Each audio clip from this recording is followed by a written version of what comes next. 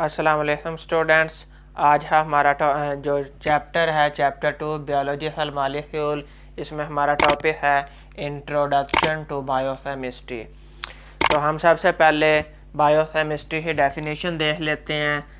The branch of biology which deals with the study of chemical components and chemical processes in living organism. Living organism की body को maintain रखने के लिए वो biological molecule जो living organism की body को मेंटेन रखते हैं। फॉर एग्जांपल हमारे पास carbohydrates, proteins, lipids, nucleus acid, ये सारे केमिकल कंपोनेंट्स हैं। और यही केमिकल कंपोनेंट्स जो आपस में केमिकल रिएक्शंस करते हैं, इन्हें केमिकल प्रोसेसेस कहते हैं। और ये सब लिविंग ऑर्गेनिज्म की बॉडी में सेल्स में ये सब होता है।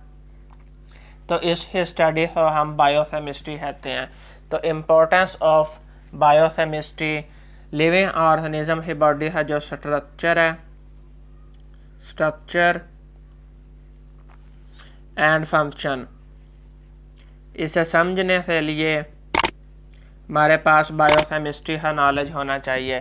फॉर एग्जांपल हमारे पास जो फंक्शन है, photosynthesis, cellular respiration, muscle contraction, food digestion, इन सब में केमिकल रिएक्शंस होते हैं। हमारे पास फॉर एग्जांपल फूड में प्रोटीन कंपोनेंट है और उसकी डाइजेशन करनी हो तो प्रोटीन जब अमीनो एसिड्स में टूटती है तो दरमियान में केमिकल रिएक्शंस होते हैं। तो इस तरह सेल्स में मिलियंस ऑफ रिएक्शंस होते हैं, जिनकी स्टडी के लिए हमारे पास बायोकेमिस्ट्री का नॉलेज होना बहुत ज़रूरी है। फिर हमारे पास केमिकल कंपाउंड्स हैं। हमने चैप्टर नंबर 1 में पढ़ा था केमिकल मॉलिक्यूल्स दो तरह के होते हैं, organic compounds, inorganic compounds. Organic compounds वो हैं जिनमें कार्बन एंड हाइड्रोजन इकट्ठे प्रेजेंट हों। ऐसे कंपाउंड जिनमें कार्बन एंड हाइड्रोजन इकट्ठे एग्जिस्ट करें उन्हें हम ऑर्गेनिक कंपाउंड्स कहते हैं। फॉर एग्जांपल हमारे पास कार्बोहाइड्रेट्स, प्रोटीन्स, लिपिड्स एट्सेट्रा, ये सारे हमारे पास ऑर्गेनिक कंपाउंड ही एग्जांपल्स हैं। इनमें कार्बन एंड हाइड्रोजन इकट्ठे प्रेजेंट होते हैं। और इन ऑर्गेनिक कंपाउंड्स वो कंपाउंड्स हैं जिनमें कार्बन एंड हाइड्रोजन इकट्ठे प्रेजेंट ना हो। फॉर एग्जांपल हमारे पास आ जाता है H2O water, carbon dioxide, CO2 etcetera. अगर हम वाटर को देखें तो हमारे पास हाइड्रोजन प्रेजेंट है लेकिन कार्बन नहीं एब्सेंट है। तो कार्बन एब्सेंट है, हाइड्रोजन प्रेजेंट है, तो ये ऑर्गेनिक कंपाउंड नहीं है, इनऑर्गेनिक कंपाउंड है।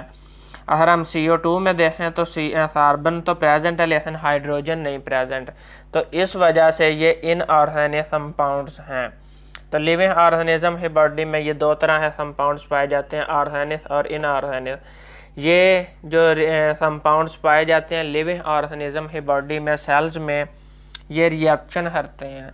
रिएक्शन, जितने भी सेल्स में रिएक्शन होते हैं उन्हें हम मेटाबॉलिज्म कहते हैं। मेटाबॉलिज्म का जो लिटरली मीनिंग है वो है चेंज।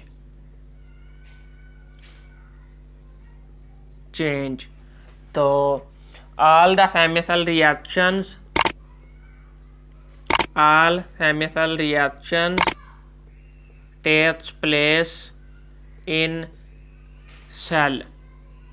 all chemical reaction जो विदिन सेल हों उन्हें हम मेटाबॉलिज्म कहते हैं। all the chemical reaction which takes place within the cell is called metabolism।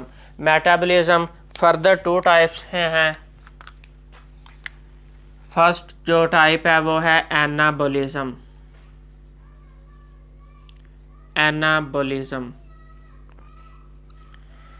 Anabolism में सिंपल मॉलिक्यूल कंबाइन होते हैं और लार्ज कॉम्प्लेक्स मॉलिक्यूल बनाते हैं। सिंपल मॉलिक्यूल्स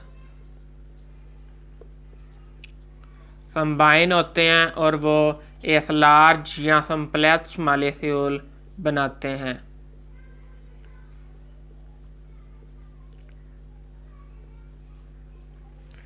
जो एनाबॉलिज्म है, एनाबॉलिज्म एक कंस्ट्रक्टिव रिएक्शन होते हैं। कंस्ट्रक्टिव रिएक्शंस, इनमें कोई ना कोई मॉलिक्यूल सिंथेसाइज होता है, ऑर्गेनिक कंपाउंड सिंथेसाइज होता है। फॉर एग्जांपल हमारे पास फोटोसिंथेसिस है।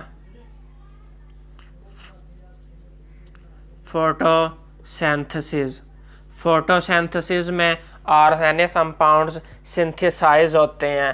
फोटोसिंथेसिस में वाटर एंड कार्बन डाइऑक्साइड आपस में मिलते हैं और ग्लूकोज की फार्मेशन होती है। तो ग्लूकोज की फार्मेशन एनाबॉलिज्म है, यानी simple molecule water and carbon dioxide आपस में रिएक्शन करते हैं और ग्लूकोज की फार्मेशन होती है, और ये ग्लूकोज कम्प्लेक्स मॉलिक्यूल है। यानी फोटोसिंथेसिस एक कंस्ट्रक्टिव पाथवे है जिसमें कम्प्लेक्स मॉलिक्यूल बिल्डअप होते हैं। जो एनाबॉलिज्म है इसमें एनर्जी कंज्यूम होती है, इनमें एनर्जी यूज होती है, यूज एनर्जी। और जो सेकंड टाइप है एनाबॉलिज्म ही मेटाबॉलिज्म ही, वो है हमारे पास कैटाबॉलिज्म।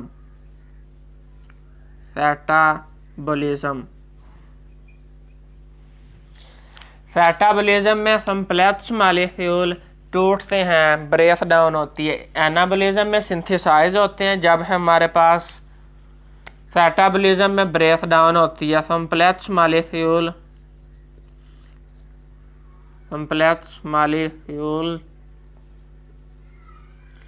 ब्रेक डाउन होती है उनकी सिंपल मॉलिक्यूल्स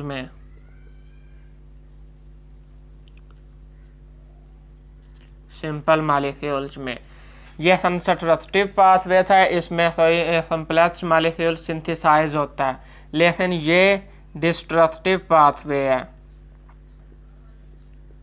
डिस्ट्रक्टिव, इसमें ब्रेक डाउन होती है कम्प्लेक्स मॉलिक्यूल की। ये डिस्ट्रक्टिव पाथवे है, इसमें कम्प्लेक्स मॉलिक्यूल की ब्रेक डाउन होती है। इसमें हमारे पास एग्जांपल फोटोसिंथेसिस थी, इसमें हमारे पास रिस्पायरेशन ही है।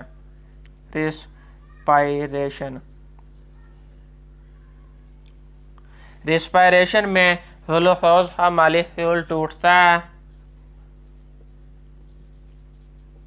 और उससे एटीपी जनरेट होती हैं, और वो एटीपी सेल यूज करता है। एटीपी एनर्जी यूनिट है एडिनोसिन ट्राइफॉस्फेट। तो इसमें एनर्जी यूज होती थी। कैटाबॉलिज्म में एनर्जी रिलीज होती है, एनर्जी रिलीज होती है। कैटाबॉलिज्म है रिजल्ट में जो एनर्जी रिलीज होती है, जो बॉन्ड ब्रेक होते हैं उनसे जो एनर्जी रिलीज होती है, वही एनर्जी एनाबॉलिज्म में सेल यूज करता है और अपने कम्प्लेक्स मॉलिक्यूल सिंथेसाइज करता है। और inter conversion of carbohydrate, proteins, lipids are the best example of coordination of catabolic and anabolic reactions. जो कार्बोहाइड्रेट्स, प्रोटीन्स, लिपिड्स हैं, ये आपस में इंटर कन्वर्टेबल हैं, और ये बेहतरीन एग्जाम्पल है catabolic and anabolic reactions he. It's all about today lecture.